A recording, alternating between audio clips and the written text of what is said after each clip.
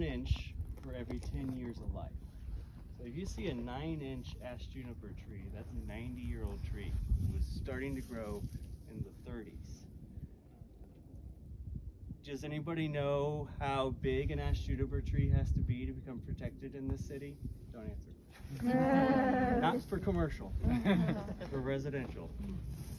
19 inches, right? 19 inches diameter, not around. So that's 190-year-old tree. That's a 190-year-old tree, right? Do we have any that big? There's one at Barton happen. Springs that's Absolutely happen. that's like this. But they're somewhat rare, yeah, to find, because they were cut down a long time ago by a lot of people. They were considered the evil tree. But there's things that require a tree of these sizes, like our golden cheek warblers, which require them as part of their habitat. And so, ecological restoration-wise, time-wise, is something to consider, that we all can make these differences, but the time goes well beyond you and I, right? A lot of these trees that are here, the cypress trees, several hundred years old.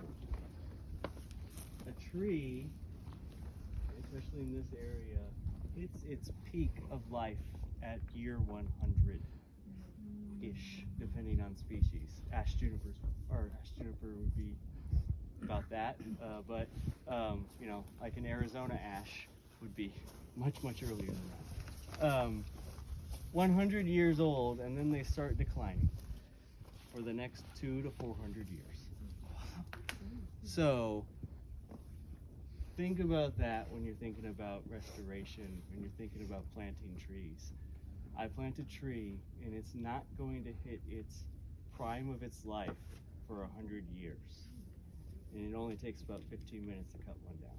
So after that 100 years, it will slowly die. Some of the things that happens that kills trees, with people walking on them, all those things, cutting the roots, the tree doesn't die immediately, okay? It can die over the course of several years from these effects. And so a lot of people think, the tree's fine, I don't know what the problem is, you know, I just parked my truck under it or whatever it is. I like to park it under here, or I put the soil here for a little bit. But you may actually kill a tree. It may take 10, 20 years to kill it. It may take 40 years. You know, this asphalt here may kill these trees over the next 30 years, or may never kill them. That's the hard part to really know.